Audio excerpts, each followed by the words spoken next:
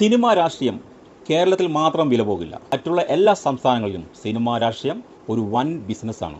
തമിഴകത്തിൻ്റെ ഇളയ ദളപതി ജോസഫ് വിജയ് ഇന്ന് തമിഴകത്തിൻ്റെ മുഖ്യമന്ത്രിയായി സത്യപ്രതിജ്ഞ ചെയ്തിരിക്കുന്നു. തമിഴ് മക്കൾ എല്ലാവരും അൻപോടെ ഇളയ ദളപതി എന്ന് വിളിച്ച ആ ജോസഫ് വിജയ് ഇന്ന് വലിയ ദളപതിയായിരിക്കുന്നു. അദ്ദേഹത്തിൻ്റെ സത്യപ്രതിജ്ഞ നമുക്കൊന്ന് കാണാം.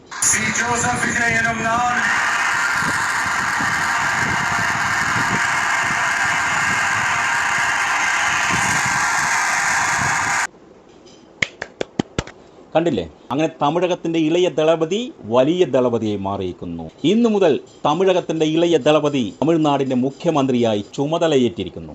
വിജയ് ഒരുപാട് വാഗ്ദാനങ്ങൾ പാവപ്പെട്ട ജനങ്ങൾക്ക് കൊടുത്തിട്ടുണ്ട്. അതെല്ലാം പാലിക്കണമേ എന്ന് വിജയിൻ്റെ ഓരോ ആരാധകരും ആഗ്രഹിക്കുന്നുണ്ട്. പക്ഷേ എതിർ പാർട്ടികൾ കഠിനമായി ജോസഫ് വിജയെ പരിഹസിക്കാറുണ്ട്. ആ പരിഹാസങ്ങളെല്ലാം വിജയ് ആരാധകർക്ക് അമർഷം ഉളവാക്കിയിട്ടുമുണ്ട്.